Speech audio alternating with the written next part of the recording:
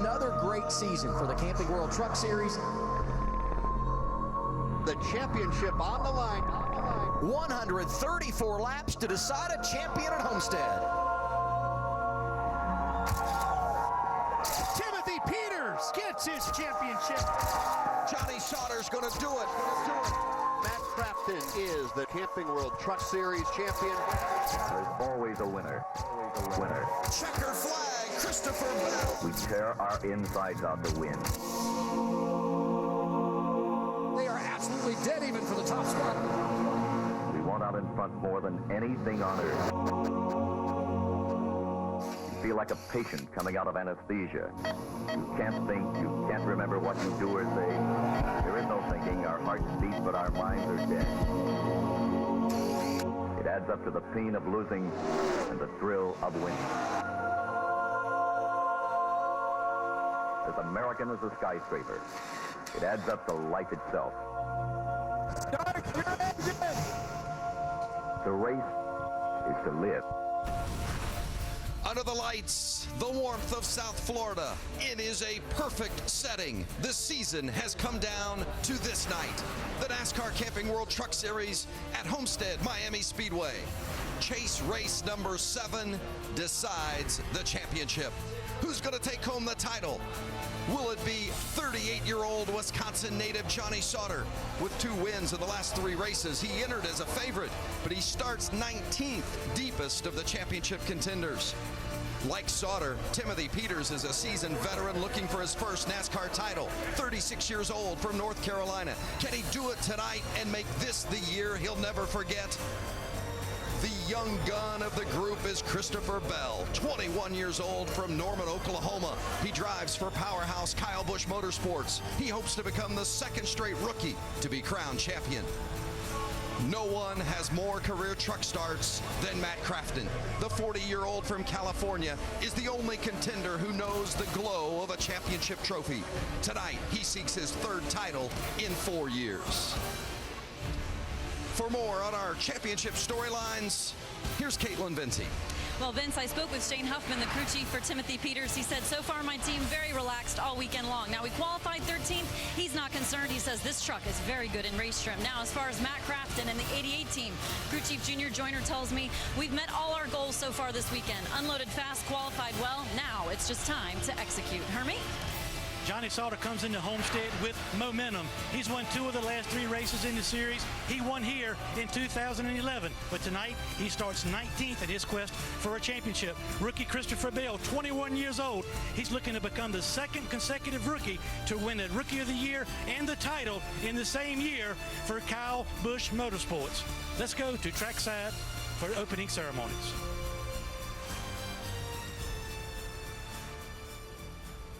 Ladies and gentlemen, at this time, we ask that you please rise and remove your hats as the 482nd Fighter Wing Honor Guard from Homestead Air Reserve Base presents our nation's colors. Please remain standing as Pastor Sammy Flores from Christ Fellowship offers our invocation. Let us pray. Lord, we thank you for this opportunity that allows us to be here tonight. We ask, Lord Jesus, your protection on the drivers and their families. Keep them safe. Lord, we thank you for our amazing military.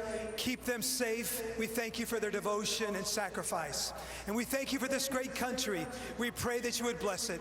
Thank you for your presence here. We ask all of this in your name, we pray. Amen.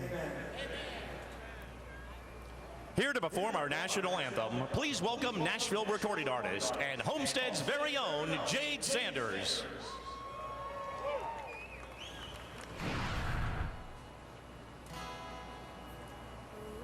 Can you see by the dawn's early light what so proudly we hailed at the twilight's last gleaming, whose broad stripes and bright stars through the perilous fight o'er the ramparts we'd watched were so gallantly streaming, and the rockets regular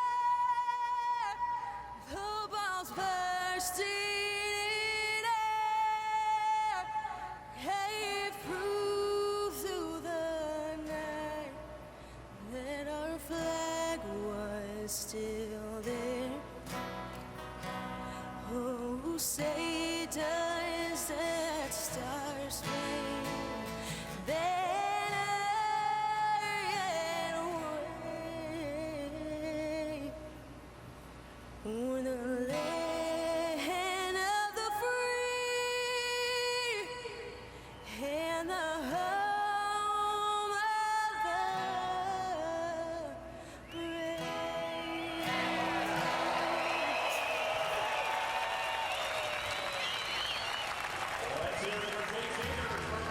The teams are ready. The fans are ready. We are ready. The championship four, they all want the same prize. The drivers are strapping in and getting ready for the season finale. The championship race here at Homestead-Miami Speedway for the NASCAR Camping World Truck Series. Good evening. So good to have you with us tonight. We're excited. It's all coming down to this one tonight with Michael Waltrip, Phil Parsons.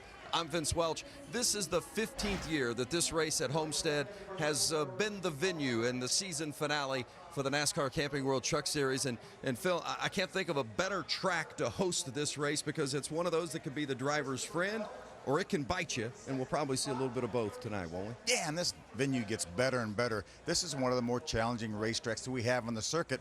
All the talk in the garage area is that this is a driver's racetrack. This is where a driver can make more difference than maybe any other racetrack. You go to Texas, and they run pretty much wide open around this place. Not here at Homestead. They got to search around. They can run the bottom when the tires are good. They have to move up the racetrack. There's a seam up there about 10 feet from the wall. You go up above that seam, and there's a lot of speed up there. Well, then there's another 3 or 4 feet where there's more speed up where Kyle Larson likes to run. So I was talking to some of the crew chiefs in the garage here for some of these championship contenders, and they said, we've done all we can do. It's up to the driver. Now, he can make more difference here than we can in the pits. It's really a driver's racetrack, and it's going to be fun to watch.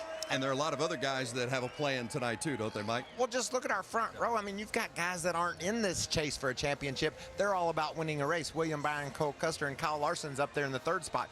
So their strategy's simple. Let's go win us a race. But if you're Johnny Sauter starting back in the 19th position, you've got to be aggressive. You've got to be on the go from the beginning. And that not only includes the line he will run around this racetrack, perhaps the Kyle Larson line you spoke of, Phil, just a couple of feet off the wall, but also the pit crew could make some differences as well. You can use your strategy. They have 4 sets of tires down in the pits. Tires are very important here, Vince. They fall off quickly.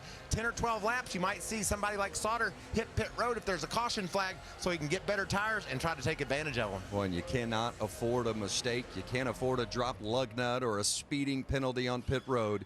You've got to be close to perfect tonight if you're going to win this championship.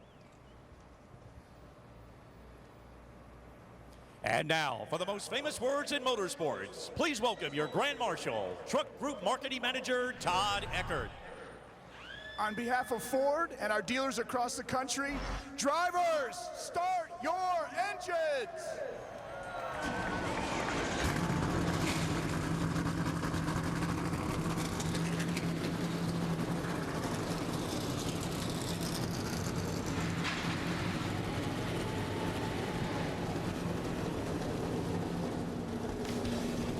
It's just about time to go racing at Homestead for the championship.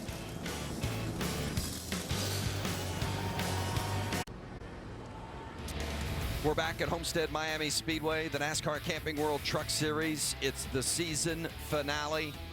We're about to decide the championship.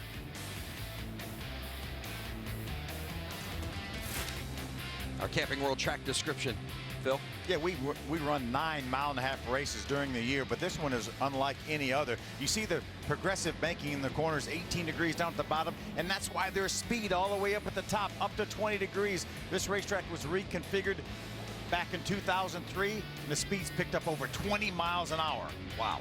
That's the details of the track. Mike, how about the race analysis? Yeah, we're going to go 134 laps. That's 200 miles. Our caution clock will come in at lap 34 to 36 if there isn't a caution before that. Fuel wind of 50 to 55. Last year, Matt Crafton won this race. Phil, this could be the best Friday night of the year. We're going to decide a NASCAR championship right here, and we're going to do it on one of the most challenging venues in all of Camping World Truck Series racing. We always have great point battles, but we've never had 4 guys tied going into the last race. Whichever driver happens to finish ahead of the other 3 of our championship 4, that's who's going to take home the trophy. As you look at our front row, William Byron and Cole Custer, neither one have ever started a race here at Homestead. Yeah, remember, William Byron is also racing for an owner's championship, so we have to keep an eye on him throughout this race. There's our front-running chaser so far. Matt Crafton up in the 4th spot. Spencer Gallagher, a lot of energy. And John Hunter Nemechek in that 8 truck. He thinks he's got a fast one tonight. Tyler Reddick was very, very fast around the top of the racetrack in practice in that 29 truck. Keep your eye on him. Brady Boswell and Noah Gregson, a couple of drivers that had good runs in qualifying. Jesse Little, a nice job as well. He'll start in row 6. There's Timothy Peters just outside that top 12 in qualifying, along with Ben Kennedy, a winner this year at Bristol. There you see Daniel Hemrick and Daniel Suarez. Both of these Daniels can charge to the front, along with Rico Abreu. Remember Texas earlier in the year, almost got a win down there. 32 trucks in the field, including Grant Infinger, a former winner this season. After Staropoli makes his first truck start in a long time in the 07. Jordan Anderson back in the 66. Former champion Travis Waffle in the 1 truck. So many great angles that we're going to show you this race tonight, and we take a look at some of the onboard cameras. Yeah, we're going to ride along in the Ford onboard. That's Daniel Hemrick, the draw-type Ford. Wants to get a win for Brad Keselowski before he moves on to the Xfinity Series, but he will start this race from the 18th spot. In the 19th spot, it's Johnny Sauter. Remember this very truck. Johnny Sauter qualified 16th at Texas with it and drove it to victory lane. Look for a charge from Sauter trying to chase down his first championship. Timothy Peters has won races in 7 consecutive seasons. He doesn't have to win the race tonight in that Red Horse Toyota, but he is racing for a championship, and he starts 13th. Christopher Bell starts inside the top 10 in the 8th spot. Phil, it's veterans versus this young rookie. Can the rookie charge and be mistake-free and get to victory lane? It's going to be a fun race to watch. Matt Crafton has more starts than anybody in this series. He's a 2-time champion. He goes for number 3 in that Menards Toyota, and he starts from the outside of the 2nd row. Well, the drivers will be behind the wheel. The men sitting on the box. Well, let's get perspective from the crew chiefs, beginning with Caitlin. Yeah, Vince, I'm with Shane Huffman, the crew chief for Timothy Peters. Shane, where are your nerves at this evening, and what is the approach and strategy to get that truck to the front as quick as possible? Well, I mean, the nerves are good, honestly. We unloaded pretty good. We had good speed right off the truck.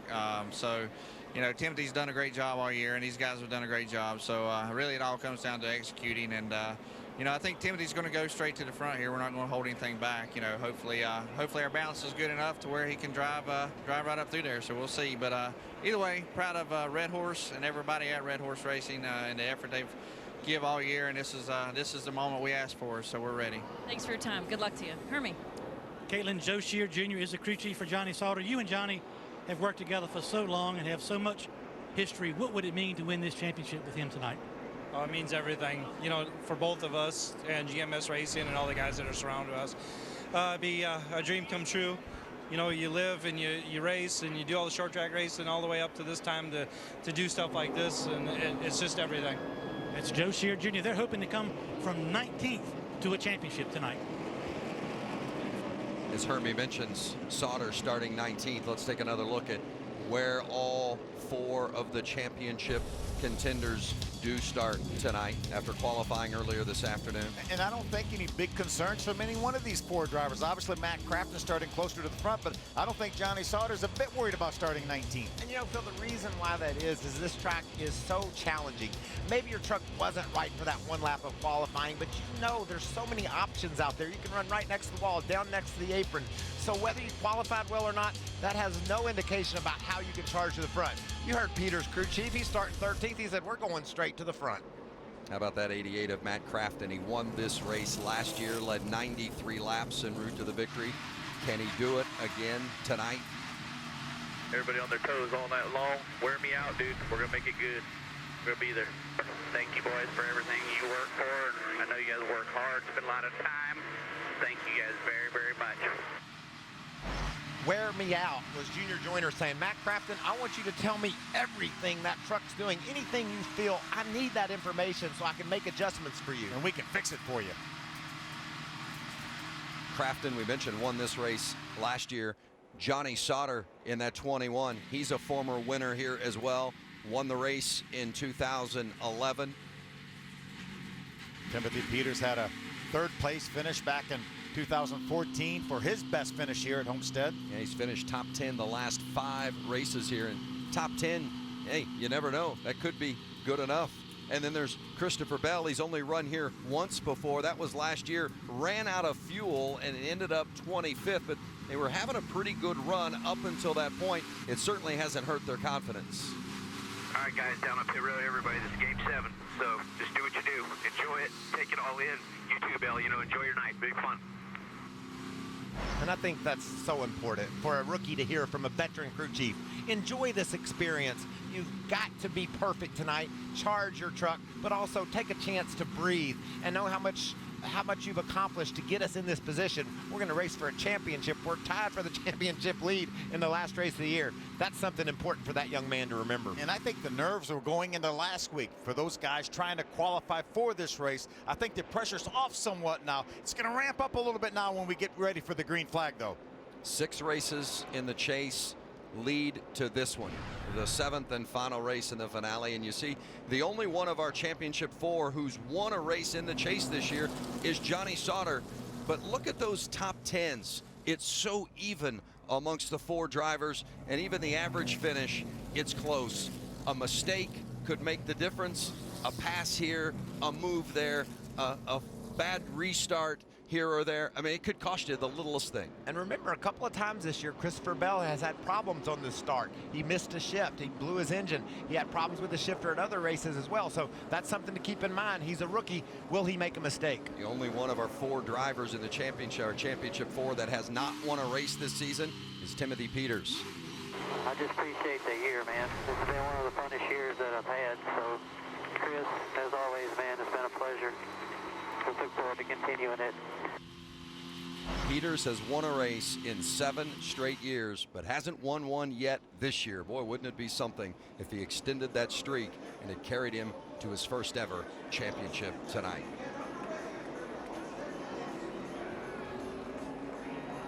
William Byron on the outside, Cole Custer on the inside. The championship race at Homestead is underway.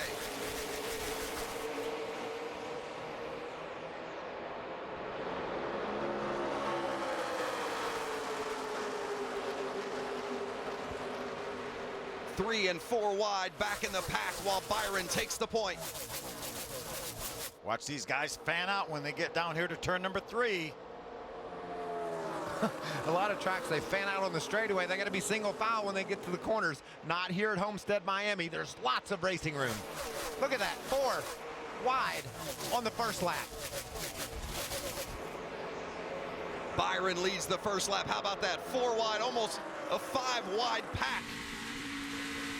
Johnny Sauter, one of our championship 4, is right in the middle of it.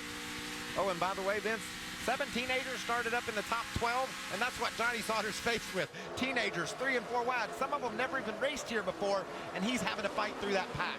That orange 51 truck is Daniel Suarez. He won last week at Phoenix. Tomorrow, he'll run for the championship in the Xfinity Series. Caught a glimpse of that 05 Brady Boswell. He looked pretty loose over there, that lime green truck a moment ago. That's one of those teenagers, Phil. Unfamiliar with the surroundings. These trucks drive so much differently when you're out there in the pack than they do when you're by yourself. He's got to get used to that. Kyle Larson in the 24, running triple duty here this weekend. The trucks tonight, Xfinity Series tomorrow, and the Cup race on Sunday. The top of the racetrack will really come in as we get some laps on the tires. There's speed up there now, but there's especially speed there when we wear out some of these tires and they lose some grip. These guys will slow down over 2 seconds over the course of a run here. You see the running order at the top of the screen. Crafton currently listed in green with the green shadow because he is the leader of the championship 4. Of course, the other members of the championship 4 backed in yellow. You think Crafton's thinking, we just call this thing now? I've got it in control. I mean, we've run 4 laps. I mean, that's enough, right? See Bell in that Ford truck. Christopher down to the bottom on Spencer Gallagher. I watched Gallagher make a nice move on the high side to grab that spot away. Looks like Bell likes his truck low. There's one of our championship contenders, the red and white 17 of Timothy Peters.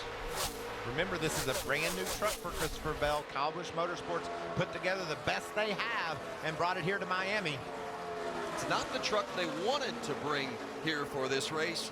That was a truck that was wrecked a couple of weeks ago at Texas. They weren't able to bring it, so bringing a brand new truck is good, but it wasn't their original intention. What were they, about 500 yards from the start-finish line when that truck got destroyed?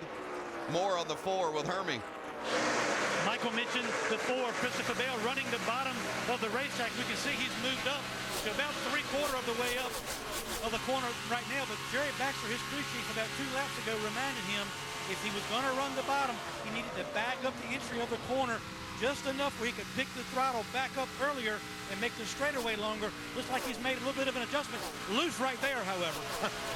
Yeah, he might have backed up the entry, Hermie, but he certainly got on the gas for the exit and the truck didn't stick. But I like what I'm seeing out of Christopher Bell.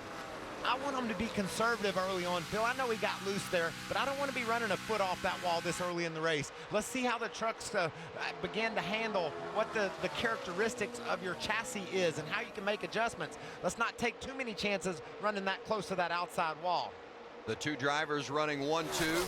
They're not racing for a driver's championship tonight, but that 9 truck of William Byron that leads the race, he could help his team claim the owner's championship this evening. So this race is important to him and his group. And of course, the 00, they're trying to win for the first time this season. Vince, we talk about this racetrack and how challenging it is, and maybe one of the more challenging racetracks we have on the circuit.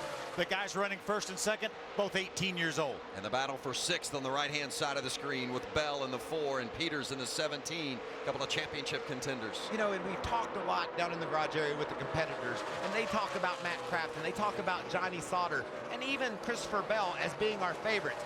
Timothy Peters is driving the red horse truck, not the dark horse truck, the red horse truck. But everybody in the garage area thinks that he could be a long shot. They don't mention his name about one of the favorites to win this championship. But man, started back in the 13th position, already trying to wrestle 6 away from Bell. So he's got a really strong Toyota under him. And he's had a smile on his face all weekend. He's been loose, he's been feeling good, and he thinks he has a pretty good truck. His final practice, he said, was the best final practice he's ever had at this racetrack. And I love the attitude that 17 team has had. Why not us? Well, we're going to find out. But right now, everyone is chasing William Byron.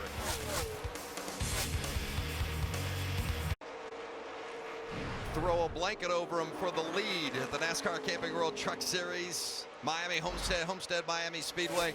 That's William Byron up top. He's led them all so far. Cole Custer, second place, the 00, and Kyle Larson in the 24 for third. Larson riding the top. Boy, he chased those 2 down. He was over a second behind, and he caught him in the matter of a couple laps. There's some smoke on the racetrack. Oh, a lot of smoke from somebody in the 16 of Stuart Friesen. Looked like Friesen got loose off turn 4 and went for a wild ride, and the leaders were fast approaching. Your tires, easy. You're not going to get it back. Do not blow them out. That's great advice. If you flat spot your tires, and you can see that right front is flat. If it comes apart, it'll do a lot of damage to that truck. So his crew chief, his team reminded him, slow down. You're already a lap down anyway. Let's not make it worse than it already is. Boy, these guys have a decision to make. We've run 14 laps, so we know they have 4 sets of tires in the pits. It might be too early, unless maybe you're Johnny Sauter, who's back in the 15th spot like you were talking about earlier, Michael. Maybe mix it up a little bit. Come in and get some fresh tires. I was worried about Sauter early because he didn't make any progress, but as you can see, just running that high line, Friesen had his 16 truck get away from him. Did a nice job of keeping it out of the inside wall. And you see the leaders there coming up behind him. He let off the brake at exactly the right time. If he holds the brake, he probably hits the inside wall. I don't know, Phil. I'm thinking maybe we need to have a set of tires for late in the going. If we get a set right now, it might jeopardize our ability to do that. But if we do get some takers back in the pack, you're going to see how important those tires are. They'll blast through the field. And every one of the crew chiefs of our championship contenders said if we have a set of tires left and we have a green-white checker, we're coming in and putting them on for a 2-lap shootout. See the pit crews up on the wall, anticipating their truck to come in.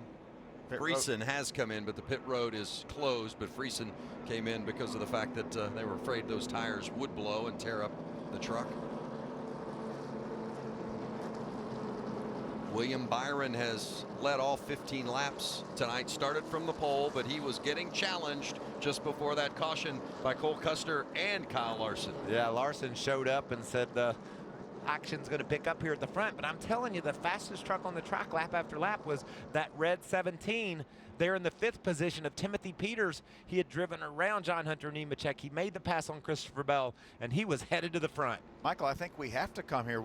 You know, we talked about this pace slowing down 2.5 seconds. They'd run 13, 14 laps, and they already slowed down 2 seconds from the fast laps. Well, this isn't ideal, but you got to adjust. If you had a plan to pit, if the caution flag came out around lap 20, this might be close enough to move that pit stop ahead. Does this drivetrain like something pretty gnarly vibration-wise about halfway down the straightaway? I mean, it vibrates the throttle pedal so hard, it's like gnarly. Not a good sign if you're Matt Crafton and that 88 team. Huh? That junior joiner, the crew chief, doesn't want to hear that. No, gnarly's not good. Here they come. The 17 is coming to Caitlin Vincey. Caitlin? That's right, Vince, and so far so good for Timothy Peters. He's saying the truck really good, especially at the bottom of turn 1. Also good up high in 3 and 4, but a little bit free on the bottom. They're going to do 4 tires, fuel, also do an air pressure adjustment. Matt Crafton, another chaser in the middle of your screen. You heard him say he has a vibration, a wicked vibration. They're doing 4 tires, air pressure adjustment. Hermie. The 4 of Christopher Bell is too loose, especially in turns 3 and 4. It's going to be 4 tires and fuel and a track bar adjustment. 21 of Johnny Sauter, he is also too loose in traffic. He needs more sidelight on late exit. That'll be 4 tires, fuel, and air pressure as well. William Byron wins the race off pit road. Byron does win the race off pit road, but look at Matt Crafton gaining 2 spots to move up to 2nd. Great stop by Timothy Peters' team as well. He gains 1 up to 4th. That's what champions have to do. Don't lose spots on pit road with a title on the line.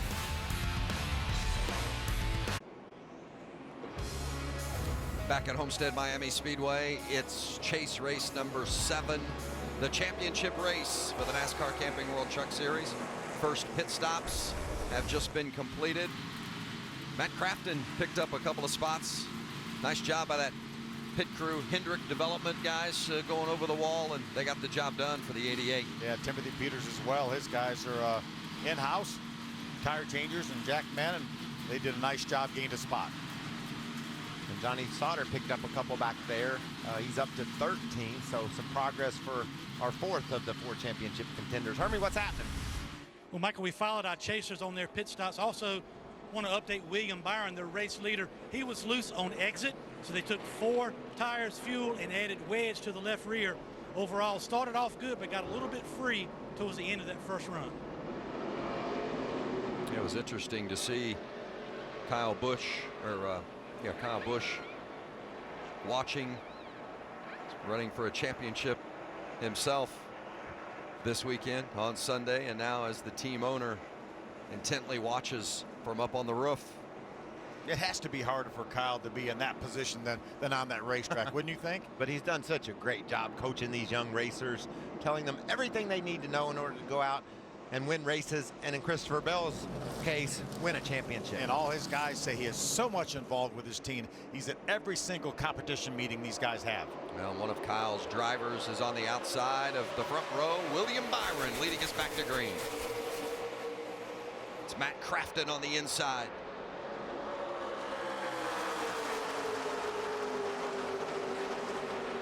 Check out Tyler Reddick, that 29 truck. Remember, he talked about him being really strong on the outside. He's making the move. Wow. The gaggle trying to make its way down the back straight into turn 3. He squeezed Timothy Peters right into the middle. Timothy got to the bottom. What about that start by Matt Crafton? He drove around William Byron. He's going to lead.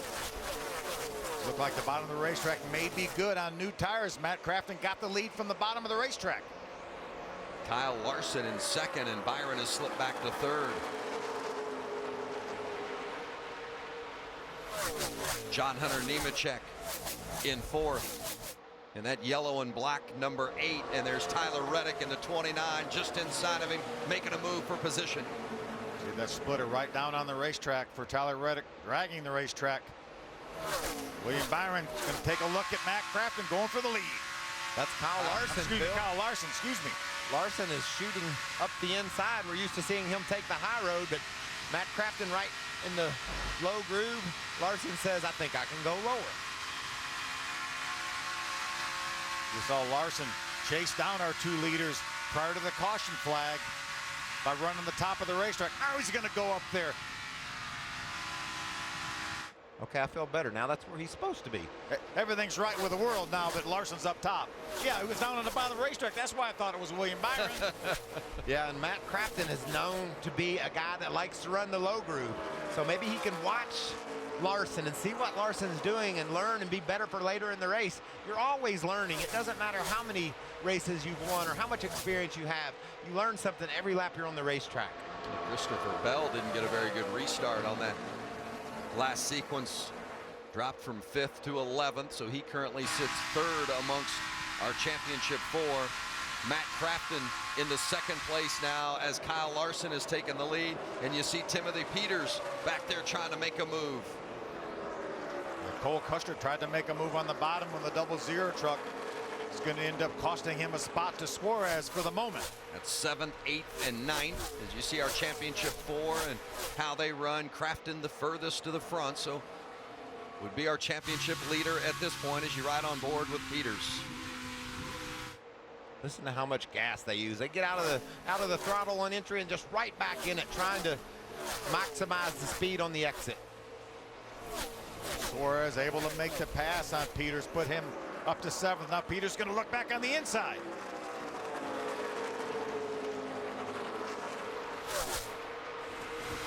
Side by side, Peters and Suarez for position. If you can't make the move on the bottom and clear him, the guy on the high side is going to have momentum on you up off the corner.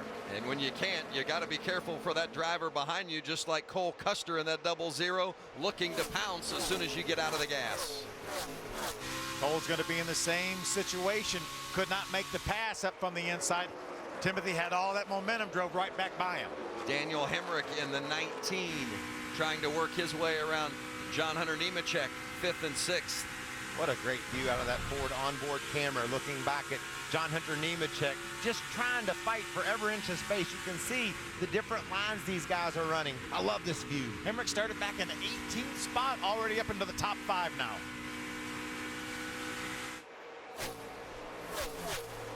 Hemrick, another one of those drivers that has been so close this season, but hasn't yet gotten that first victory. Boy, he'd like nothing more in his final Truck Series race of the season to get it tonight. As you look at the 4 of Christopher Bell back in 11th. Oh, sideways a little bit.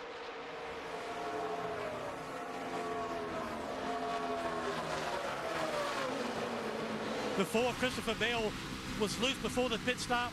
He's still loose, and you guys talked about how involved Kyle Busch is with this race team. Kyle is actually on the radio with Christopher Bell as he's racing, asking him questions about the truck. A little bit frustrated with the restart they had, but he is questioning Christopher Bell just about every second or third lap about his truck, trying to gather as much information as they can for Jerry Baxter to make adjustments next time they come down pit road. Well, just remember, Hermie, we heard Junior Joyner telling Matt Crafton, the experienced veteran, wear me out. Give me all the information you can about that truck. And that's exactly what Kyle Busch is doing for his rookie. He's dragging it out of him so that they can make the right adjustments on the next pit stop. He needs to improve that truck. Kyle Busch's guys told me. Man, it's not where we need it to be. We're going to work on it. We're going to fix it for you. Just do not right-side it.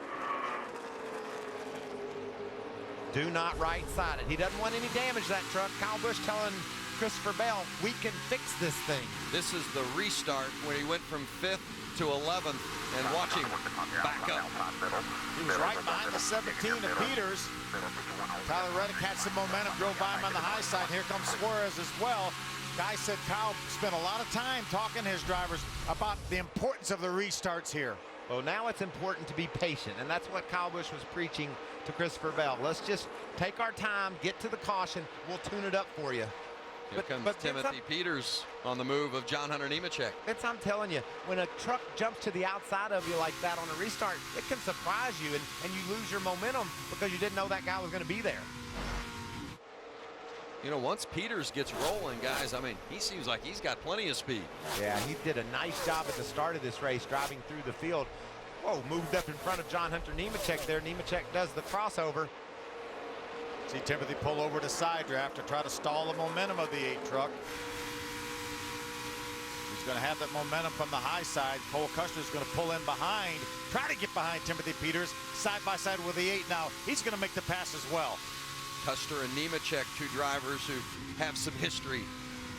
Custer seemed to be on his way to a victory at Canadian Tire Motorsports Park, and in the last turn, Nemechek got into the back end of him, and instead it was Nemechek that crossed the line for the victory. Spoiled Custer's hopes for a chase spot. Kyle Larson not running for the championship in this race, but he is running way out front. Leads by 3 seconds. Timothy Peters gets his championship. Johnny Sauter's going to do it. One thing sure, there's always a winner. Matt Crafton is the Camping World Truck Series champion. But now we'll take chances to claw out a victory. Checker flag is Christopher Bell. We tear our insides out to win. They are absolutely dead even for the top spot into turn 1. We want out in front more than anything on earth. Feel like a patient coming out of anesthesia. It adds up to the pain of losing and the thrill of winning. It adds up to life itself.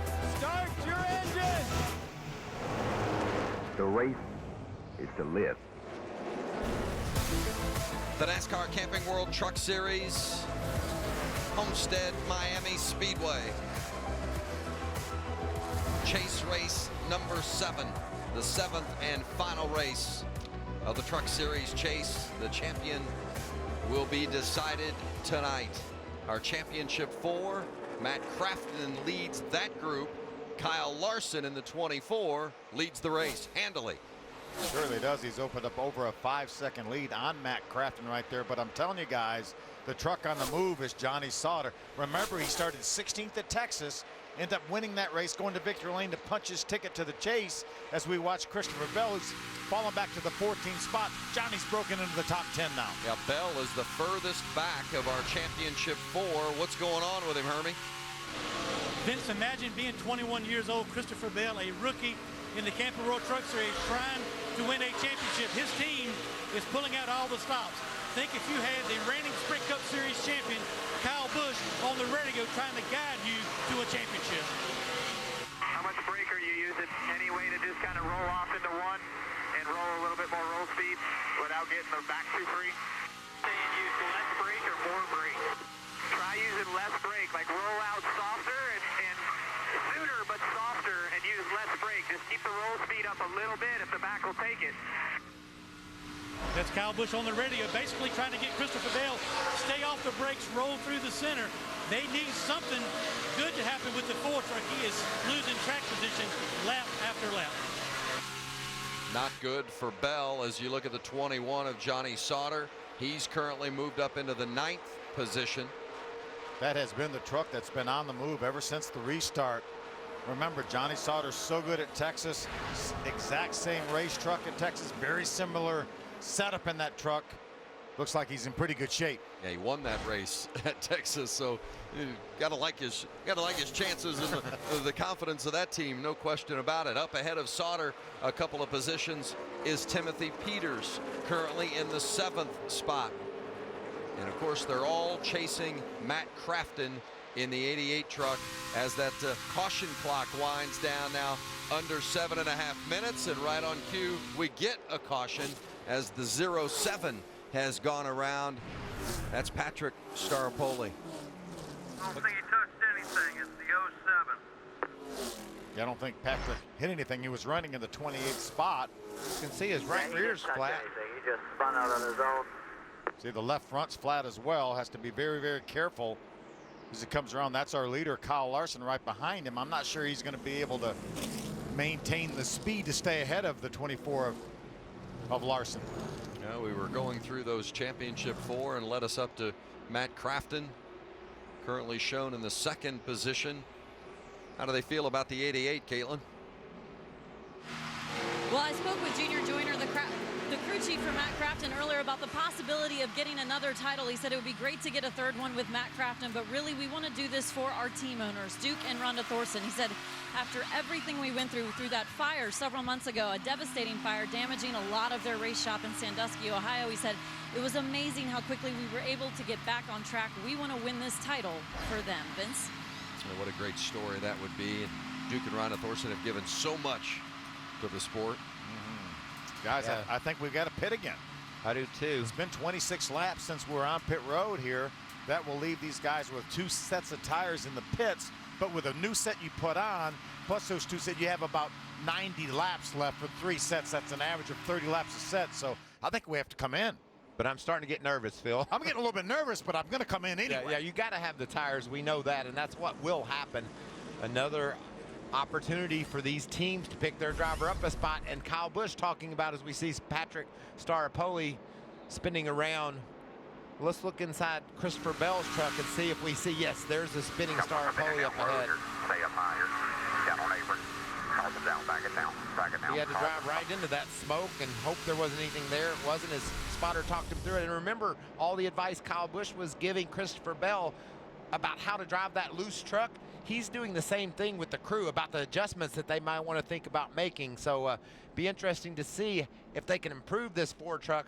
It's time's a ticking, Vince. If we don't get it right soon, it could be too late to win a championship. You mentioned the spotter, Mike Herman, the spotter for Jerry Baxter, the crew chief, and Christopher Bell, the driver. So a lot of help from not just Herman, but we've heard from Kyle Busch, you know, Jerry Baxter. I mean, it is a total team effort trying to get that Ford truck, just as it is for each of those teams. Timothy Peters, Johnny Sauter, Matt Crafton.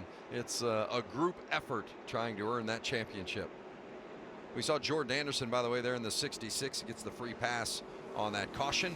And sure enough, guys, as you predicted, here they come to pit road. Caitlin. Well, Timothy Peters is telling his team, I am losing all my time in 1 and 2. I've got no front grip, so they're going to change.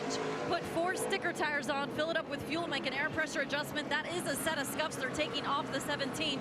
Now looking at Matt Crafton on the right side of your screen, he's telling the team, I'm snug from the center off. They too will do 4 tires and fuel for the 88. Caitlin, the 21 of Johnny Sauter, started 19th. He is up to 9th. Started off tight, got loose. 4 tires fuel. They made a track bar adjustment. The 4 of Christopher Bell. They tried to tighten that truck up, but he got looser on that last run. 4 tires and fuel and a track bar adjustment as well. Down and away off pit road. Teams making moves on pit road, going forward and going back.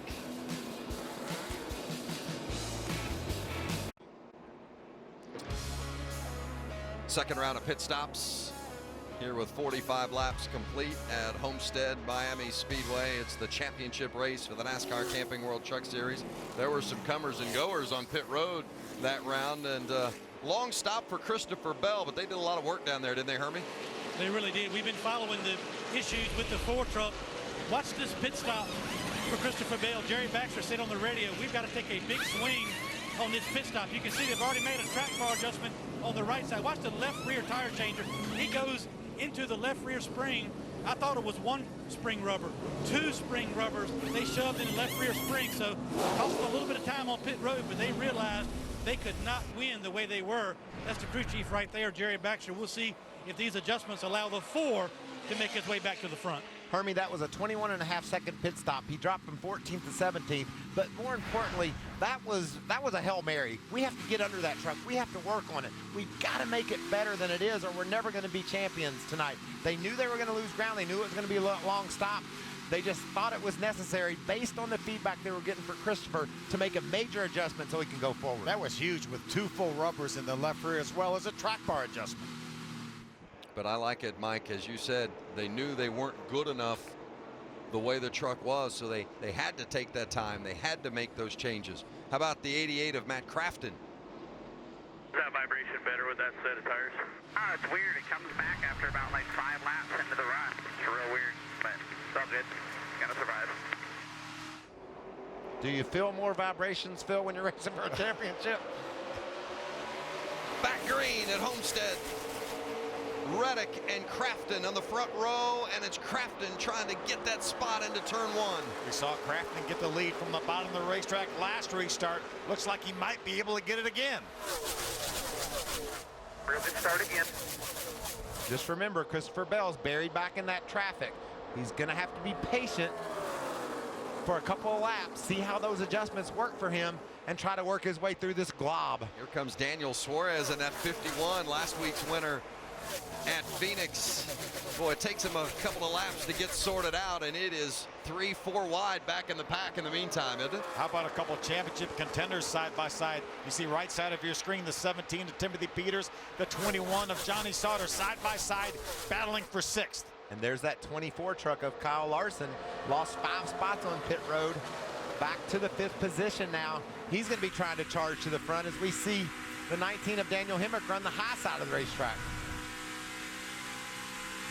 Listen to that. Look at that momentum. Runs right up on the back of John Hunter. He used that high groove to run hard off the corner and gain down the straightaway. Johnny Sauter jumps back out in front of Timothy Peters to take over 6th. Well, that's a good battle right there for that position. A couple of guys trying to win their very first NASCAR championship here tonight. We talked about Sauter. Doesn't matter where we qualify. It's a different animal when we go racing. We have to be versatile, run high, run low. Sauter's proven that to be just the case. Nice work on pit road by his team. Good adjustments by Joe Scheer Jr. by his crew chief. And that team is moving.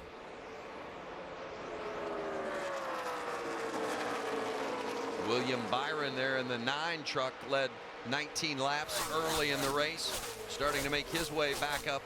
Currently sits 5th as you see Peters and Sauter continue to duel for position. Back and forth they go. Remember, while they're doing this, they're actually battling for 2nd in the championship because our leader right now, Matt Crafton, one of the final 4. That caution clock, the upper left-hand part of your screen, of course, resets when we have a caution. So it is freshly under 20 minutes as you see Larson go underneath Daniel Suarez for 2nd place. That 24 truck of Larson has proven to be the cream of the crop here tonight.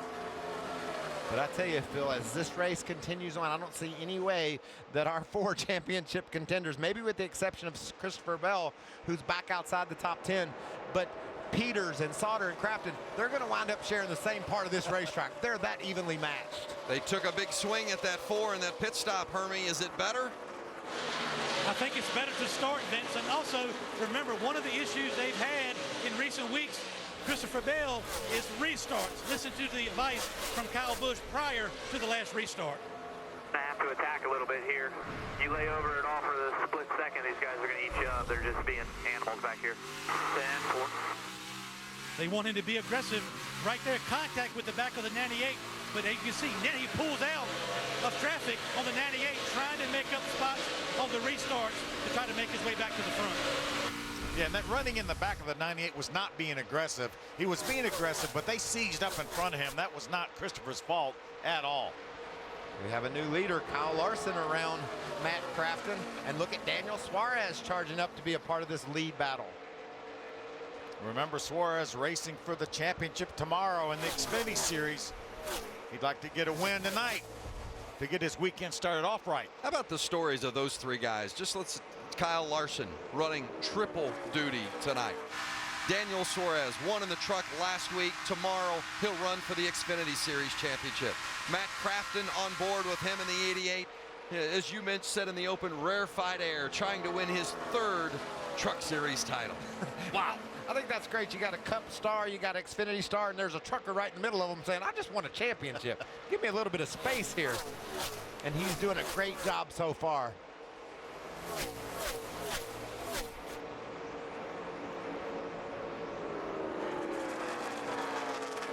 Kyle Larson, so good in that 24 truck, but it's not a surprise, is it? Everybody in the garage talked about, well, if you're going to beat somebody tonight, you better be able to beat the 24 if you're going to win. But he was on the bottom of the racetrack, down in 1 and 2, middle of the racetrack, high middle here. You see that seam.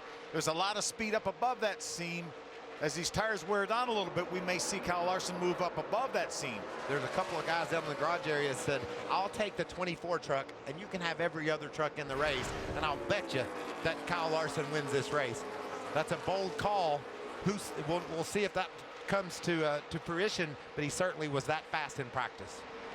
Battle for fourth now with Timothy Peters making the move up there with William Byron and Tyler Reddick in the 29 on the high line. Yeah, Peters has been able to get by Johnny Sauter. Has opened up about a second on Johnny, but he sees that 88 of Matt Crafton up there ahead of him. He knows that's the guy he has to beat for this championship right now.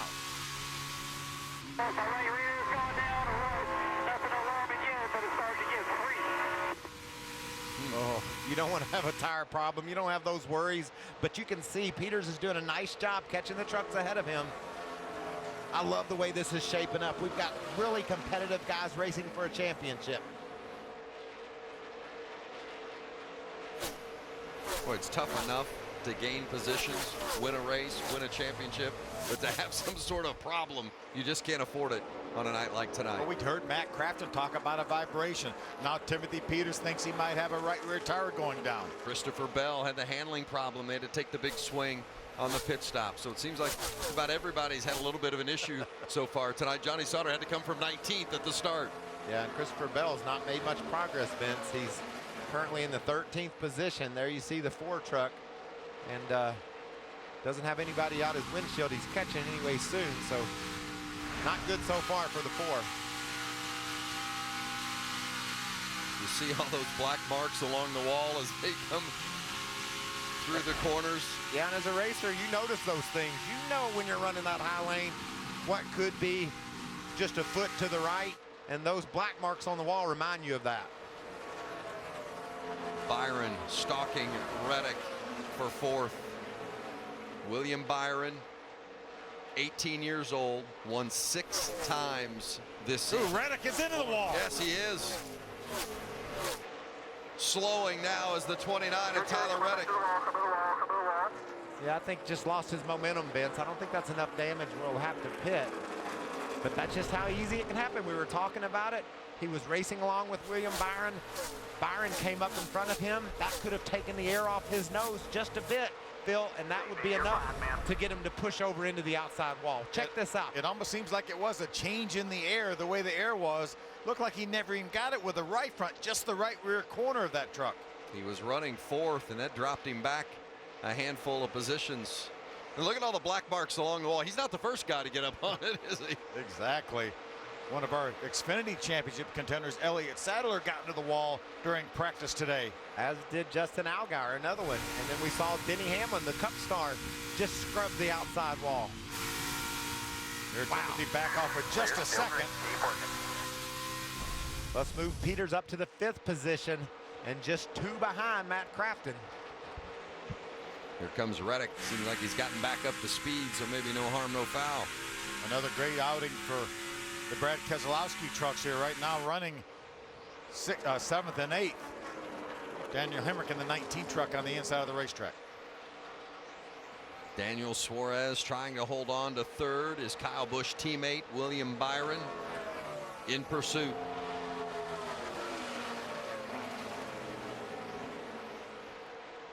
Kyle Larson continues to lead. He's led 30 laps so far tonight, almost half the race.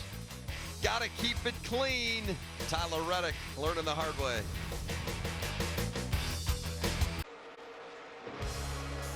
Halfway at Homestead, everyone chasing the 24 of Kyle Larson. The NASCAR Camping World Truck Series. Larson, not one of our championship 4, but boy, he's certainly making it interesting, riding up around the top, and a lot of drivers keeping an eye on where Larson is running to try to find some of that speed, as you see Timothy Peters get around Johnny Sauter as those two battle for 5th place. Yeah, Timothy opened up about a second lead on Johnny Sauter. Johnny's caught him back as they race for the 5th spot. Christopher Bell, meanwhile, 11th. Hermie? Really amazing to listen to Kyle Busch try to not only teach and coach his driver, but also crack the whip a little bit and also be observant to some other trucks on the track. To the very top, just when we were running the bottom exit of the corners where he was struggling. Yeah, but if you watch the 24, I don't know if it's the color of the truck or what, but man, he's flying up top. Like his roll speed is just so much higher. I mean, we're sitting here stuck. We're not really going anywhere. So to be clear, that radio communication is on a different channel. Christopher Bell is not hearing that particular transmission, but then Kyle goes back to the team radio of Christopher Bell and is trying to give him ideas and suggestions where to run and how to use the throttle to try to get that Ford truck back in this championship battle. And Hermie, he has put it right on the outside wall. He is running the Kyle Larson line, as we said. He is just a couple of inches off of the outside wall. He's making great time up there, moving up. He's inside of John Hunter Nemechek now, trying to complete that pass. Looks like he's going to get it done as they exit turn 2. He's going to be able to use that 71 truck as a pick. It looks like to get by John Hunter Nemechek. Nemechek not giving it up easy, though. Look at that. Wasn't able to do it. And these trucks just want to push right here. The front end doesn't want to turn. You can see John Hunter getting You tried to slide him. That was never going to work. You can't just slide him in the center of the corner. You should have kept attached to the bottom. Let's go back after him. Run the top here. Run the top here. Run the top here. Man, he's putting it up there. He's listening to his boss, taking advice from our reigning Sprint Cup champion about the line to run, and making some good time up there. But it's so tricky.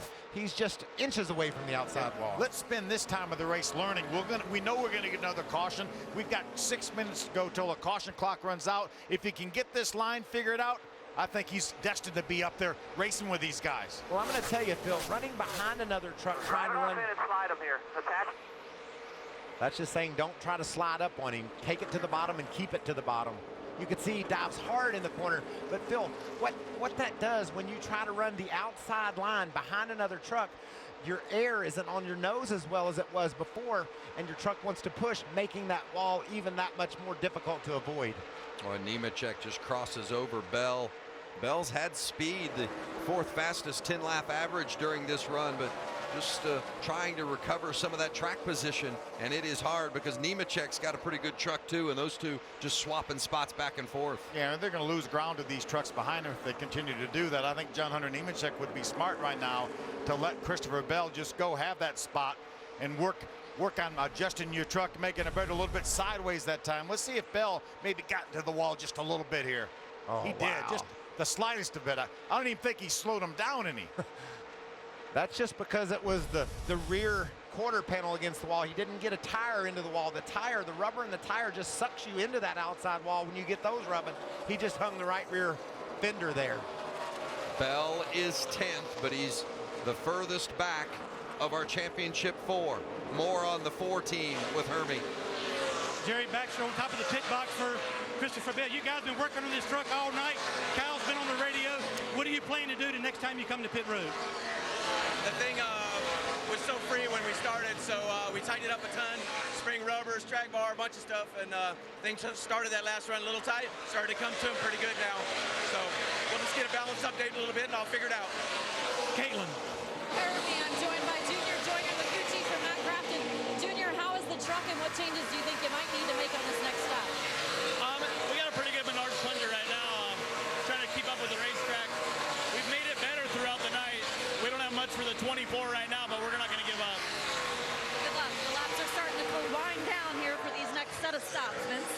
Well, and Johnny Sauter currently 2nd of our championship 4, and he's trying to battle and gain position on that 51 just ahead of him with Daniel Suarez.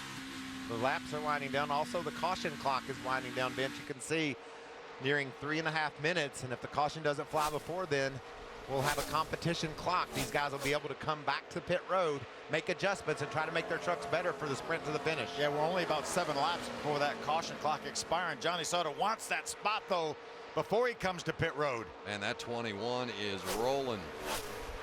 He can just taste what lies ahead of him. He knows that if he goes and gets Matt Crafton, the championship is his, and that's why Johnny Sauter's always been so good. Just really solid in the long run, continuing to run good lap times even when the tires wear out. Larson has over an 8-second lead right now on Matt Crafton, who's running 2nd. But as you could see there from that shot, Matt Crafton only 2.5 seconds ahead of Johnny Sauter.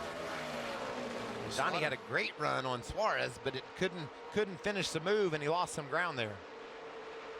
There's a look at the 05.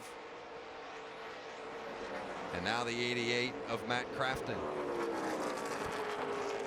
Crafton running a conservative line, not challenging that outside wall. William Byron beginning to close in on Matt, and that's something that really doesn't concern Matt Crafton. He's not going to lose a lot of patience if Byron gets around him. It's the truck behind those two. This guy, 21, Johnny Sauter, that he's worried about. See, right now, Johnny Sauter, I think, has a faster truck than the 51 of Suarez, so the pit stops coming up in about 4 laps could be really critical if Johnny's guys can get him out in front of Suarez. Looks like maybe Christian Bell looks like he was in the wall again. A little bit more damage to the right side of that truck. Does not look to be too awfully bad. The guys can take a little bit extra time, maybe beat the fender out a little bit. Ooh, he got sideways up there, Michael. Yeah, that's not bad, though, but you're right, Phil. I would have guessed he would have slid into it with the front, but it was the back that came around. Down the right side, he said he was too tight, but I'm not going to mess with that right side, so I'll do the left. We talked about that truck being loose all night. They made adjustments on that left rear to try to tighten it up. They still don't have it tight enough. Caution clock under 90 seconds. We're fine, keep digging here. We're fine, keep digging. You saw him pull down away from the outside wall as he went by the spotter's location to allow his spotter a chance to look at that truck. You heard the spotter say, "We're fine." Sauter continuing to attack Daniel Suarez. That's for fourth and fifth there, Suarez and Sauter. And more importantly for Sauter, not the spot that Suarez has, but up ahead of him a couple of spots, that 88 of Matt Crafton, because that's who Sauter's chasing for the Drivers' Championship. William Byron with only 40-some seconds left to go before the caution will come out, trying to grab that second spot away from Crafton. Wants to hit pit road ahead of Matt Crafton. Scott Lagasse Jr., the 02 truck, out on the high side, that yellow truck, who caution is out. Yellow's out, turn two. We had one scrape the wall over there. There's Staropoli again bringing out the caution. So just before the caution clock expired, we have a caution for the 07. Yeah, essentially the same difference. The caution clock was going to come out, and the caution was going to come out in a matter of about 20 seconds. So it's going to give these guys another opportunity. These pit stops are going to become more critical as we get towards the end of this race. Same difference for everyone but Staropoli, Phil. Yeah, exactly. He just assumed the caution clock had to went off before he had that incident off turn 2. The 11 of Matt Tift gets the free pass as Staropoli brings it to pit lane. Tift is running in the 20th position, Vince, so we'll have 20 trucks on the lead lap. That means a mistake on pit road. Woo. You can't overcome it this late in the race, I don't think. If you're one of our championship 4 and you go to the back of the pack, your night's pretty much over. About 50 laps remaining. We know the caution clock to pit road will not come into play the rest of this race because we will not use a caution clock inside of 20 laps to go. So with only 51 laps, goes about 35 for the caution clock. So no more caution clock. Let's find out what they're thinking in that 4 camp. All right, calm down. Listen, that thing was good all the way until like a couple laps ago. We went free, right? Yeah. That was the whole run right there. We got something to work with now. A little bit of a pep talk there for the driver. Yeah, and he didn't do any damage. I don't think enough damage to that truck where they have to worry about it not performing well. Maybe a bit of adjustment again. Jerry Baxter figure out some sort of air pressure or maybe a track bar move. They don't want to lose they don't want to have a 17-second pit stop this time. They need a fast one, so it'll be a minor adjustment.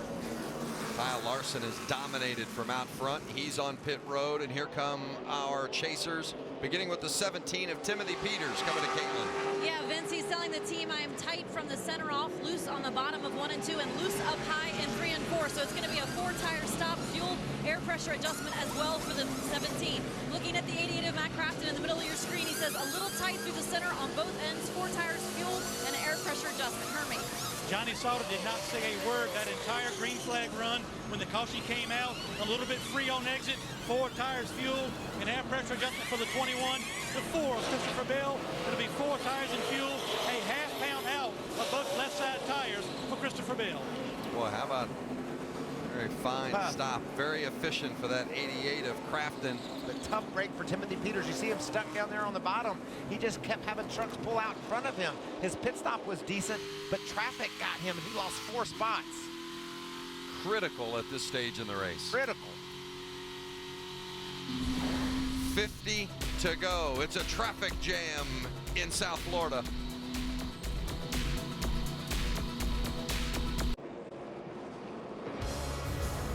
The NASCAR Camping World Truck Series, it's the final race of the chase. We're crowning a champion tonight and less than 50 to go as we get ready for a restart. And here's where our 4 championship contenders stand after that round of pit stops.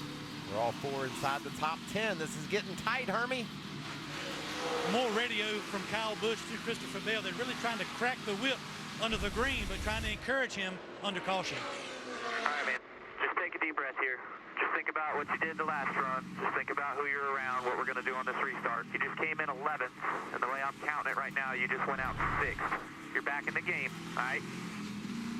They also want him to protect the end of the run a little bit better, meaning not abuse the tires so much at the beginning of the run. Crew Chief Jerry Baxter told Christopher Bell they are right on the money on fuel. As far as the 21 of Johnny Sauter, his crew chief Joe Shear said we are 3 laps to the good, so a little bit better fuel situation for Johnny Sauter. And Vince, you got to watch these restarts now. We saw contact from Christopher Bell on the start before. These are just going to get more and more tense. You're going to get more aggressive. There could be contact. Kyle Larson on the outside, Matt Crafton inside, back to green. 46 laps to go at Homestead. The last 2 restarts, Matt Crafton has got the lead from the inside, but not that. Look at Bell, aggressive on that restart. Christopher Bell down in front of Johnny Sauter for 4th. Matt Crafton was not able to grab the lead that time from Kyle Larson. Bell now right in the mix, right behind Crafton. How about Christopher Bell now in the 3rd spot? His teammate William Byron down on the inside of Bell now for 3rd place. Teammates side by side. Meanwhile, Kyle Larson has gone back to the point. Crafton slips into 2nd. Johnny Sauter up on the outside of John Hunter Nemechek. See Johnny in the tire tracks of the 4 of Bell. How about this restart for Christopher Bell? Look at him 3rd deep on the outside. He is all over the back of that 21 of Sauter. Boy, that coaching did work, didn't it? Well, remember, as I said, he went in 11th on those pit stops. And look where he ends up after that restart, and the boss likes it. That looks like one of those gifts, doesn't it? Were you happy about what just happened? Let's go, let's go, let's go. This is nerve-wracking, though, for that young man. Christopher Bell, he knows that he's got the vehicle to get the job done. He knows he's got the coaching. Now can he get it done on the track? Michael, see that yellow truck right there? Christopher Bell sees it. That's the championship right there. Look at William Byron. He wants to run down Kyle Larson and win this race. He's around Crafton. It leaves nobody in between Crafton and Bell as they race for a championship. And by the way, that 9 moving in front of the 88, those are 2 drivers and teams that are battling for the Owners' Championship. So that would actually put the 9 team in 1st place in relation to the Owners' title that these teams are also battling for, even though Byron can't win the Drivers' Championship. Here comes Bell challenging Crafton for 2nd. He had momentum on the high side. Matt moved up the racetrack and he did the switch over on him.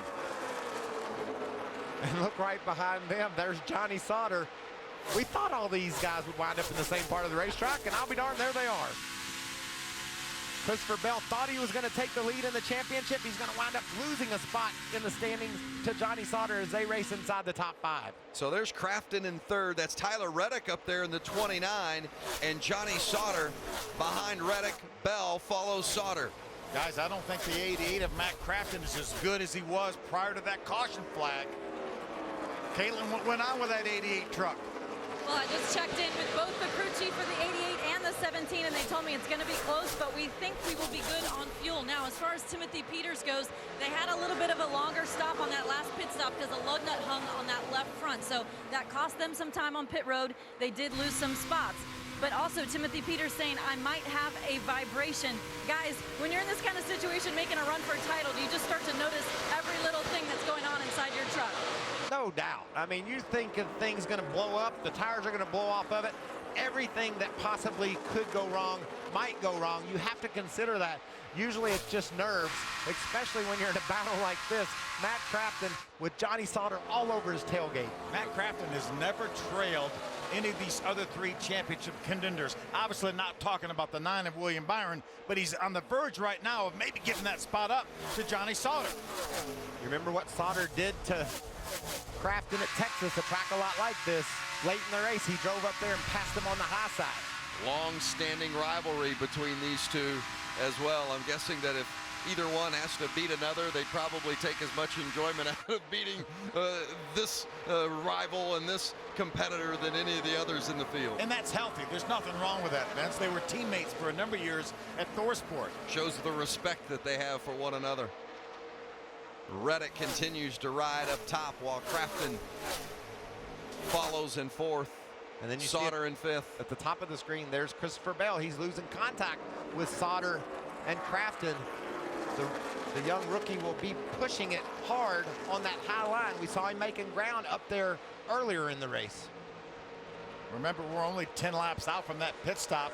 That top groove may really become important to Christopher Bell as we wear these tires a little bit more. Yeah, the more the tires wear, the more that high side seems to pick up some speed. And he's certainly got a lot of experience tonight running right on that outside wall. Maybe that experience will pay off late in this race. Christopher Bell in 6th. Settle in here. It's all right. 3 and 4 looks really nice. You can keep it attached down there pretty good. You got to do the same thing down in 1 and 2 for me, man. And at the same time, hold off Daniel Hemrick and try to catch Matt Crafton and Johnny Sauter. What a plateful this young man has. Only a second half separate Crafton in 4th from Bell back in 6th, but he's got another chase contender in between him and Johnny Sauter. Remember the bad pit stop Timothy Peters had? He hasn't been able to recover from that. Still runs in the 11th spot. These guys should be good on fuel, but if there would be another caution, boy, they'd come and get tires in a heartbeat. Oh yeah, absolutely they will. They don't want it to happen too early though, because somebody is liable to gamble, stay on the racetrack waiting for even a later caution. Remember, these guys only have 1 more set of tires in the pits as Suarez and Hemrick get really, really tight there. Christopher Bell said, good. Y'all get really tight. Give me some breathing room. Johnny Sauter said, I'm back, Matt. For the championship lead, the 88 of Crafton and the 21 of Sauter. Toyota versus Chevy in the race for the NASCAR Camping World Truck Series Championship. Remember, Sauter has the lone Chevy in this battle. The other 3 driver contenders are all in Toyotas, as well as the 9 of William Byron for the Owners' Championship. What a season it's been for Sauter. He started out the year with a win at Daytona, and when he got that victory, he knew automatically he was going to the chase. It was going to be a long way away, but he knew he was going to have a spot in it. And then they had a crew chief change. Very unusual for a team to be this successful, but they changed crew chiefs, connected again with Joe Shear Jr., and they won a couple of more times. Right now, they're battling Matt Crafton for a championship.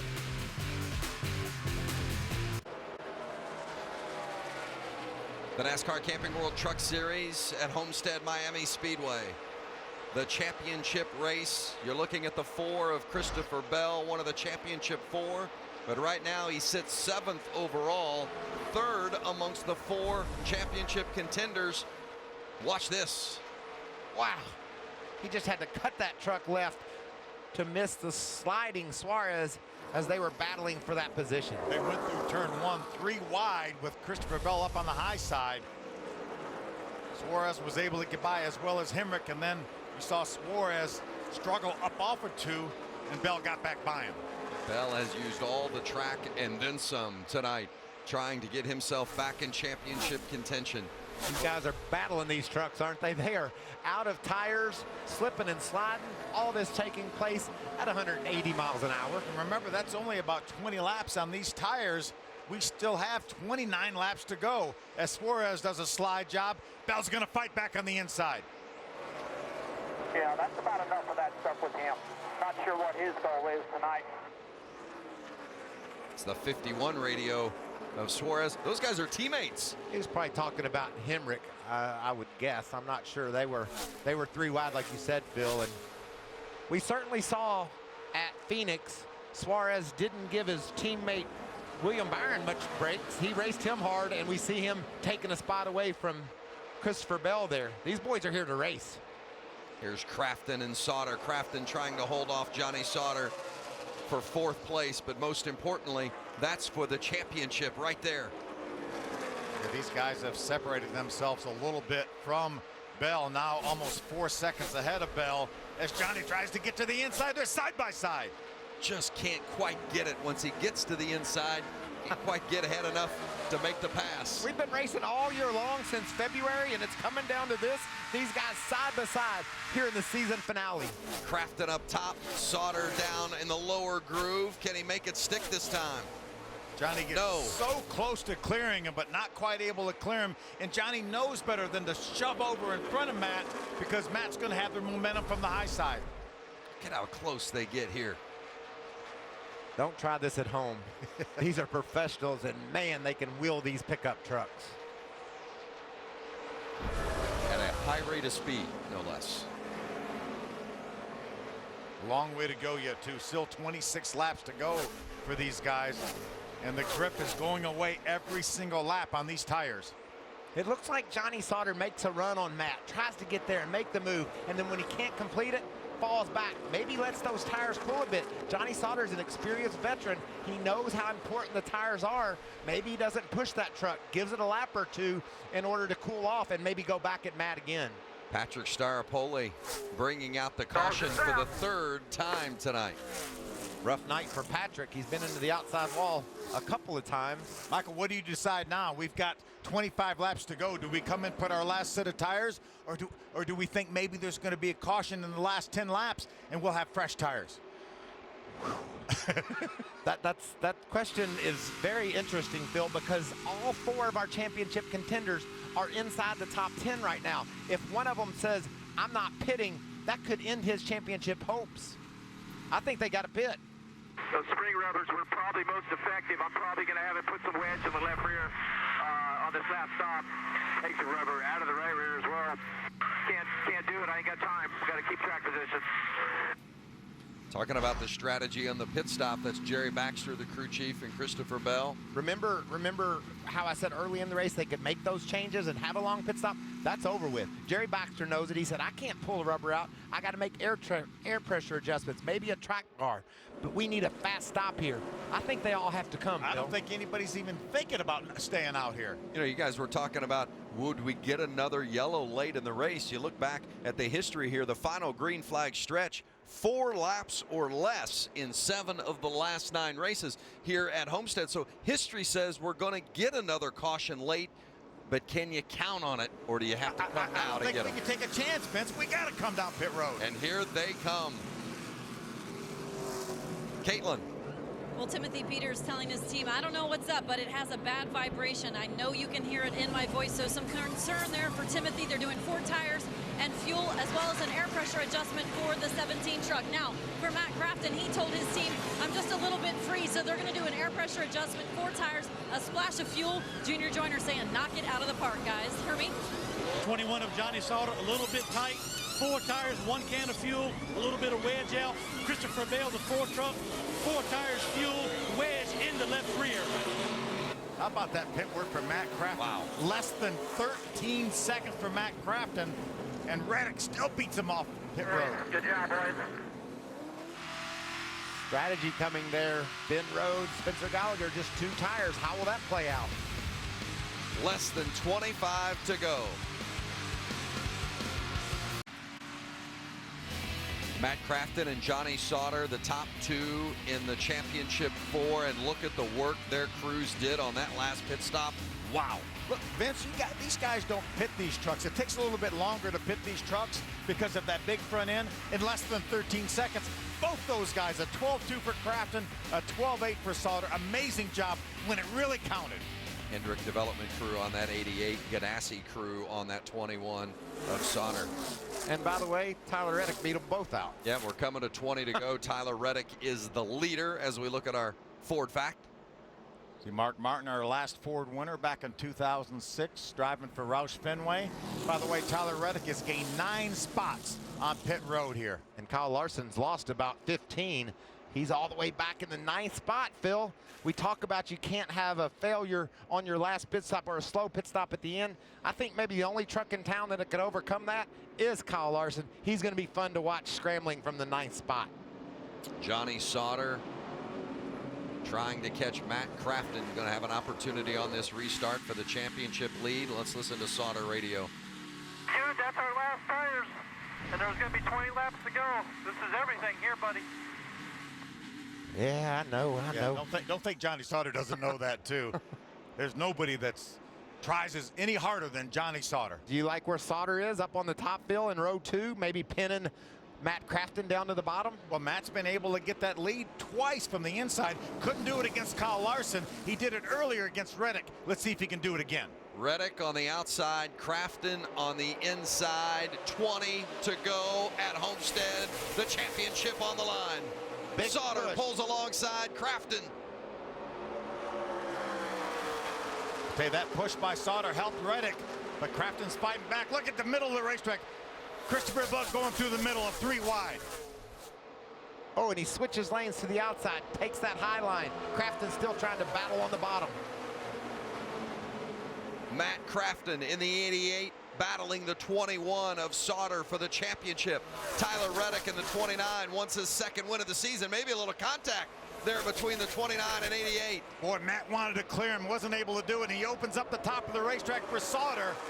And here comes the 9 of William Byron slipping into 4th with Reddick's teammate Daniel Hemrick. The Brad Keselowski duo right now 1st and 5th. Sauter and Crafton side by side for the championship lead. Boy, Crafton drives it hard down in the corner. Is he going to be able to clear Sauter? He does, and gets in front of him. Wow, that was a power move. He just took that truck hard into the corner and was able to make it stick.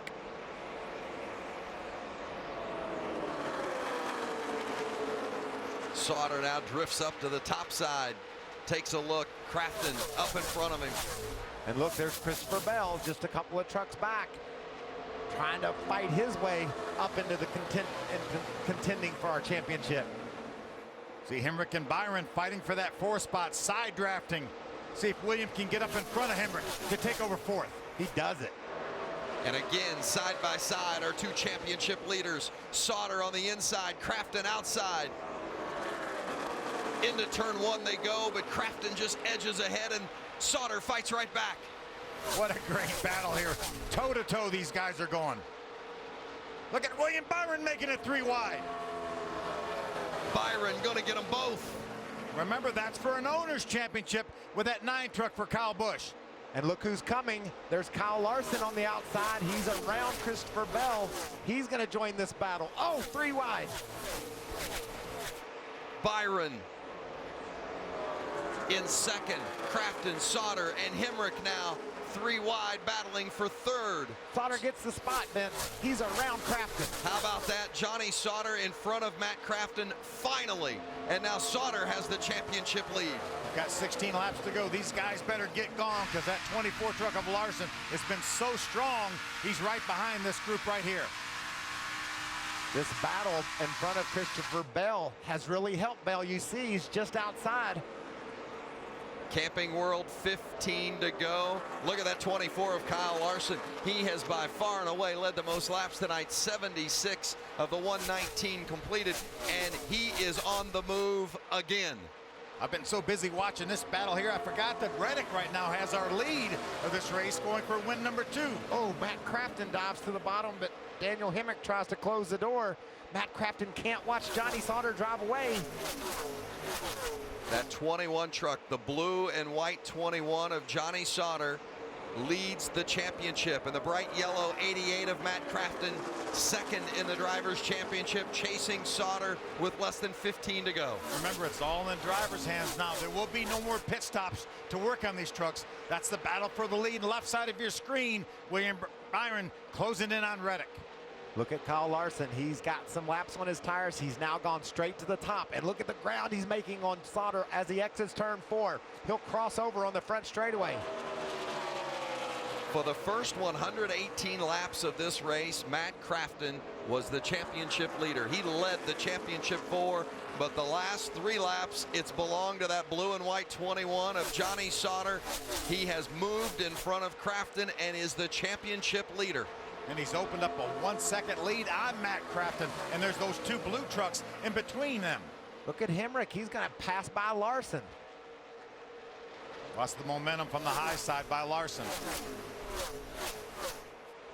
Larson right up to the tailgate now, that 21 of Sauter. 12 to go. That's Joe Shear telling his driver, Johnny Sauter, we've got 12 to go. Matt Crafton's cheering for Kyle Larson and Daniel Hemrick to get around Johnny Sauter so Matt can go up there and challenge Sauter. Tyler Reddick, the race leader, number 29. A winner earlier this season in Las Vegas, but didn't make the chase. Boy, how sweet it would be if he could cap it with another victory here tonight. But William Byron chasing him down for the race lead. And then there's the championship battle. The 21 of Sauter leads the 88 of Matt Crafton. 3 positions separate those two, 4th to 7th. Larson's got that 3rd spot in front of Sauter now. He's only about a one second behind our leader, Reddick, with almost 10 to go, a little over 10 to go. Larson just where you'd expect him, on the wall, passing trucks. And look at Matt Crafton. He's in a battle back at the top of your screen with Daniel Suarez. Crafton driving along in the 6th position. Can Byron finish the pass? The race lead, William Byron got it to the front.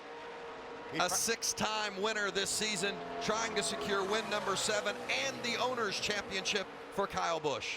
Probably 10 laps into the race, he doesn't move up in front of Reddick. Time's running out, you got to take chances. Whoa, it looked pretty much clear. Looks like Larson was into the outside wall, and Matt Crafton's losing another spot. Here comes Timothy Peters and Christopher Bell. Crafton is fading, and the 21 of Peters is bringing the 4 of Christopher Bell with him.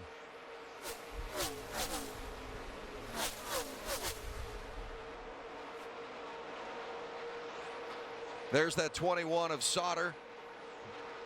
About a second and a half ahead of this battle on the right side of your screen. Remember, the 3 of those trucks, championship contenders. But Sauter is going to have trouble. I mean, he's going to have these trucks trying to pass him by. That's going to slow his momentum. Hemrick is good right now. Sauter about a second and a half ahead of Matt Crafton. Here comes Peters in the 17 and Bell in the 4 on the right-hand side of your screen. Bell making that move for position. All those trucks were faster than Johnny Sauter the last lap, Vince. This thing isn't over. Sauter's got a 2-truck buffer between he and the championship contenders. Just 7 laps to go. Bell getting Matt Crafton now for position, moving into the 7th spot. Crafton, the 2-time series champ, fading a little bit late in this run. Trying to fight back to hold on to the spot. This is all these guys have got right now. They're driving at 100%, giving it everything they have. Right next to the wall is Bell. Look at Peters trying to follow in his tire tracks.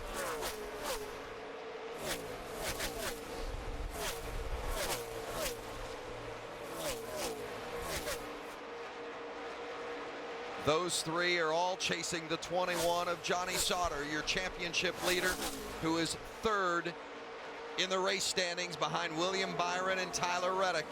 Remember, Phoenix, just 1 week ago, William Byron was in charge of that race, headed to victory, lost an engine. That took him out of the driver championship, but not the owner championship. Right now, he has a 3/4 of a second lead over Reddick. 5 laps to go in the championship race, the season finale at Homestead. Right now for Johnny Sauter, just keep that truck between the fences. Kyle Larson has led the most laps in his 2 previous races here at Homestead, but he didn't win either one of them. He's led the most laps again tonight, but he finds himself in 4th place. Look at these 3 battling for 2nd in the championship standings. You can see Christopher Bell sideways down in the corner. Matt Crafton grabs a spot away. A lot of money on the line for these guys for 2nd, 3rd, and 4th in points. Where Timothy drives it hard down in the corner. A good turn by Timothy. He clears. Bell can't get around Crafton, and Bell's going to close the door behind him. 3 championship contenders right there, the 88, 17, and 4. Johnny Sauter doesn't want to see a caution. Sauter has stabilized in front of Kyle Larson and about a second ahead of this 3-way battle for 2nd in the championship. There you see Sauter. He just doesn't want the caution to fly. Great battle. Hemrick's trying to get by Larson in that battle for 4th spot.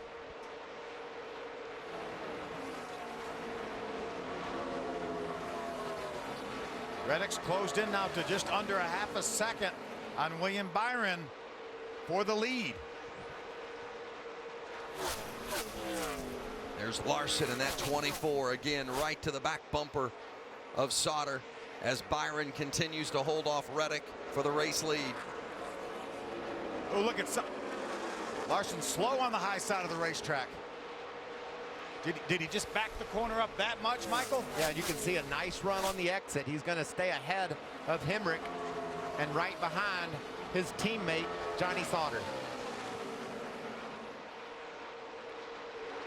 They're coming to the white flag. Clear everywhere.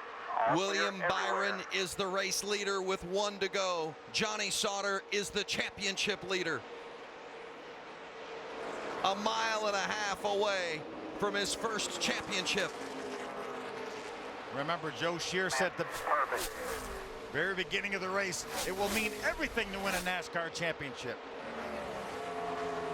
William Byron marching to his 7th win of the season, but it's going to be Johnny Sauter in control of the championship. Here comes Byron to get the checkers.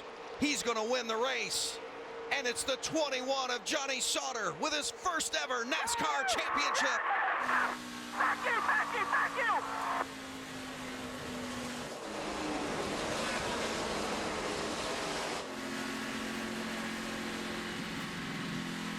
That was not our prettiest performance. Holy cow. Unbelievable. Thank you guys. The emotion. Roll back like that all day. The emotion of working so hard for so long. Driver and crew chief, finally, they did it. Way to go, Johnny. That was a hell of a drive, buddy. Hell of a drive. It sure was, and it was so fun to watch. Johnny Sauter said it wasn't his... Thank you, Maury. Yeah, we're good. My team. Oh, Chevrolet, everybody, ECR, Elite. He said it wasn't his prettiest performance. Looked pretty to me. Awfully pretty to me. Wow, what a night. When he had to do it. He had to drive from 19th starting position to the front. He told us he wasn't worried about it. He was just on the splitter. Wasn't worried about it at all. He started the deepest in the field of our championship 4, and he took it to the front for the title.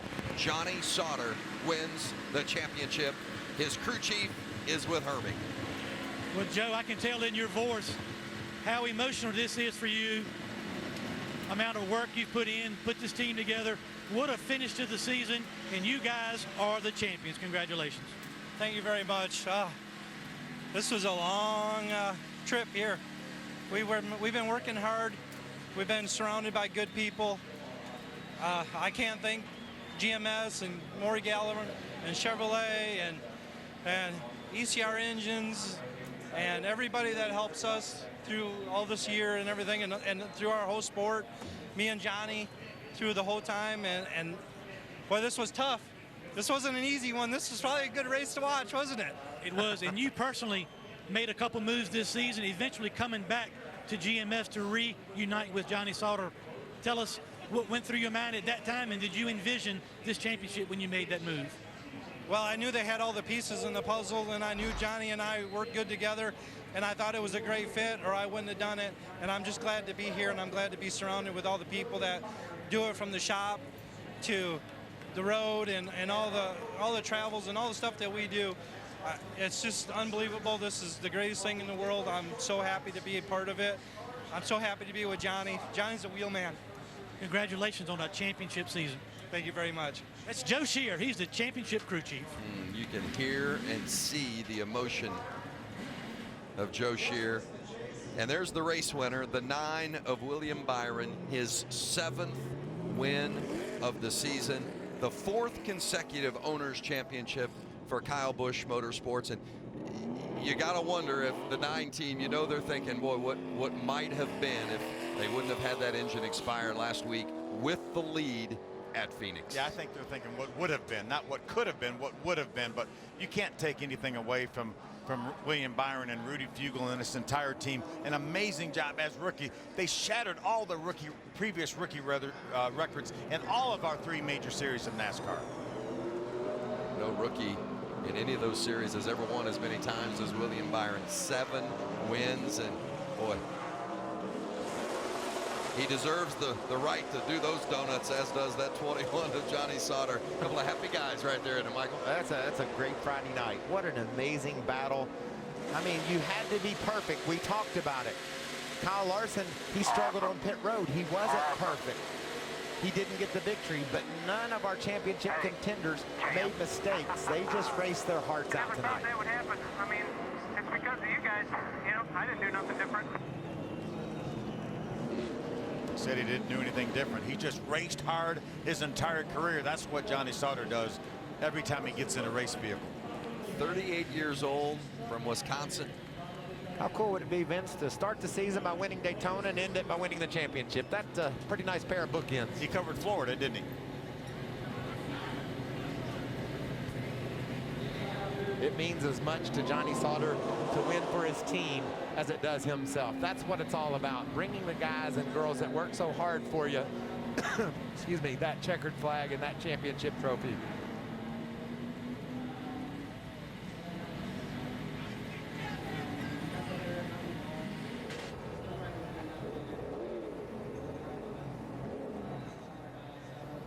Frustration. Looked like Matt Crafton for the 88 of Crafton was signaling to his crew. His truck got really tight at the end of the race. The front end wouldn't cut in the corners, and that allowed Johnny Sauter to celebrate a championship here in South Florida. Christopher Bell gave it everything he had, but came up a little bit short in the championship tonight, Hermie. What an effort by the 4 team, up and down the leaderboard on pit road. You guys threw kitchen sink at this truck. Your emotions as you finish 8th and come up just a little bit short in this championship effort. Yeah, I'm really proud of our number 4 Kyle Busch Motorsports group here. They worked really hard to give us what we needed to win the race. I feel like I just made a couple mistakes up there trying to get all I could get, but overall, man, it just wasn't our year. We were always kind of a 5th to 10th place truck and fought hard, and that's where we ended up tonight. So just thankful that all of our partners at JBL, Toyota, TRD, all the guys at Kyle Busch Motorsports, everyone who doesn't come to the racetrack, who does come to the racetrack, Sirius XM, DC Solar. It's a lot of fun to be racing in the truck series with Kyle Busch Motorsports, and looking forward to 2017. You had Kyle on the radio a whole lot tonight, trying to watch and give you pointers in the truck. Did that help you at all? Oh yeah, definitely. It was a big help having him up there. He was able to kind of coach me through the race and tell me what he saw from up on the roof and what I needed to do. And it just wasn't quite good enough all year long, and came close tonight, but not good enough. This guy made a bunch of improvements this season, ended up with a lot of top 10 finishes, including tonight to finish the season, Vince. What an effort for the 4 team. It was indeed. Let's go to victory lane with Caitlin. Well, William Byron earned 7 wins in his rookie campaign in the Truck Series. An incredible season. William, after heartbreak last week, how nice is it to get another win and close out this year on a high note? It feels awesome. It's just, it's incredible. I mean, this team has worked so hard all year. You know, we just had an unfortunate situation last week that we couldn't control, but man, they brought a good truck. Qualified on the pole. These guys just are awesome. God, I hate leaving this. I just hate, you know, this team not being together next year. It's just insane how good they are, and so many talented people on this race team. Can't thank KBM enough. Toyota, Kyle and Samantha, everyone at KBM, Liberty University. It's just amazing. So can't thank Rudy enough. Congratulations on a very impressive season. Well, while they celebrate in victory lane with William Byron, Johnny Sauter will celebrate on the champions stage. The GMS Racing Team, champions of the NASCAR Camping World Truck Series.